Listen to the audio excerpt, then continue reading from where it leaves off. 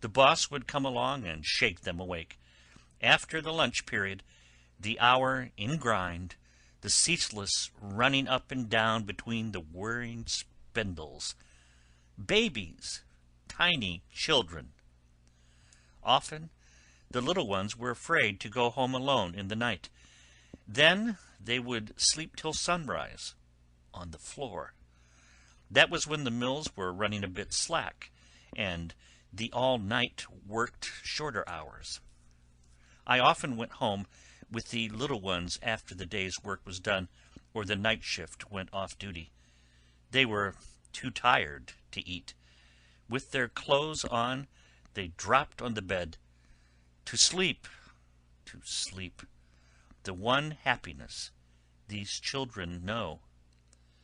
But they had Sundays, for the mill owners and the mill folks themselves were pious.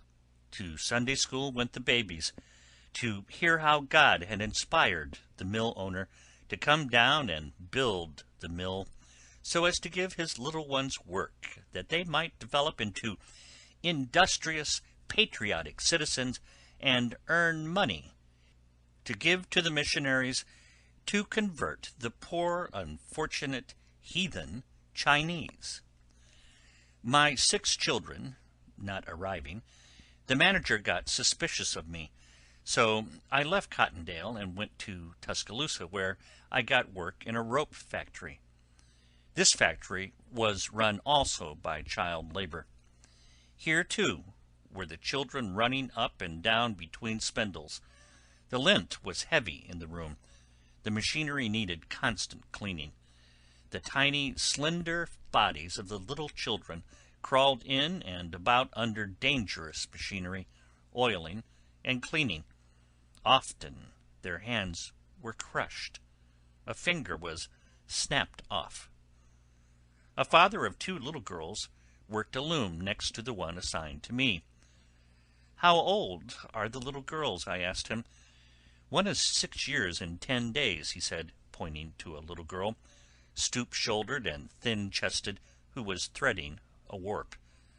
"And that one," he pointed to a pair of thin legs like twigs sticking out from under a rack of spindles, "that one is 7 and 3 months. "How long do they work?" "From 6 in the evening till 6 come morning." "How much do they get?" 10 cents a night. "And you?" "I get 40. In the morning I went off shift with the children. They stumbled out of the heated atmosphere of the mill, shaking with cold as they came outside. They passed on their way the long gray line of children with dinner pails coming in for the day's shift. They die of pneumonia, these little ones, bronchitis and consumption. But the birth rate, like the dividends, is large, and another hand is ready to tie the snapped threads when a child worker dies. I went from Tuscaloosa to Selma, Alabama, and got a job in a mill. I boarded with a woman who had a dear little girl of 11 years old working in the same mill with me. On Sunday, a group of mill children were going out to the woods. They came for Maggie. She was still sleeping, and her mother went to the tiny bedroom to call her. "Get up, Maggie. The children are here for you to go to the woods." "Oh, Mother," she said, "just let me sleep. That's lots more fun. I'm so tired. I just want to sleep forever." So her mother let her sleep. The next day she went as usual to the mill. That evening at 4 o'clock they brought her home and laid her tiny body on the kitchen table. She was asleep forever. Her hair had caught in the machinery and torn her scalp off. At night, after the day shift came off work, they came to look at their little companion, a solemn line of little folks with old faces, with thin, round shoulders, passed before the corpse, crying. They were just little children, but death to them was a familiar figure. "Oh, Maggie," they said, "we wish you'd come back. We're so sorry you got hurted." I did not join them in their wish. Maggie was so tired, and she just wanted to sleep forever. I did not stay long in one place. As soon as one showed interest in or sympathy for the children, she was suspected and laid off. Then, too, the jobs went to grown-ups that could bring children. I left Alabama for South Carolina, working in many mills. In one mill, I got a day shift job. On my way to work, I met a woman coming home from the night work. She had a tiny bundle of a baby in her arms. "How old is the baby?" "3 days. I just went back this morning. The boss was good and saved my place." "When did you leave?" "The boss was good. He left me off early, the night the baby was born." "What do you do with the baby while you work?" "Oh, the boss is good, and he lets me have a little box with a pillow in it beside the loom.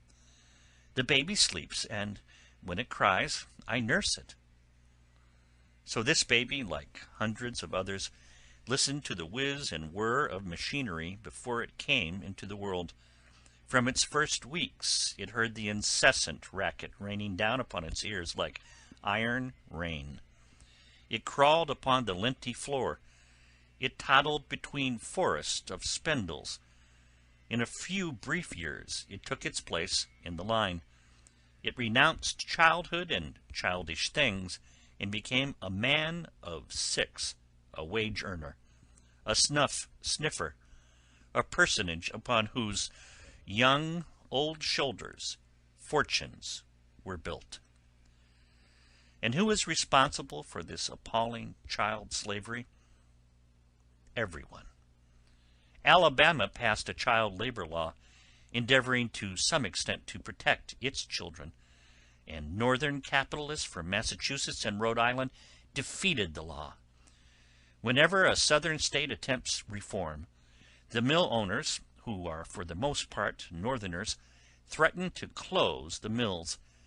They reach legislatures. They send lobbies to work against the child labor reform, and money, Northern money for the most part, secures the nullification of reform laws through control of the courts. The child labor reports of the period in which I made this study put the number of children under 14 years of age working in mills as fully 25% of the workers, working for a pittance, for 8, 9, 10 hours a day, a night. And mill owners declared dividends ranging from 50% to 90%. Child labor is docile, they say. It does not strike. There are no labor troubles. Mill owners point to the lace curtains in the windows of the children's homes, to the luxuries they enjoy, so much better than they had when, as poor whites, they worked on the farms. Cheap lace curtains are to offset the labor of children.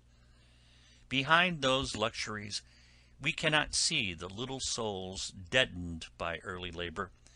We cannot see the lusterless eyes in the dark circle looking out upon us.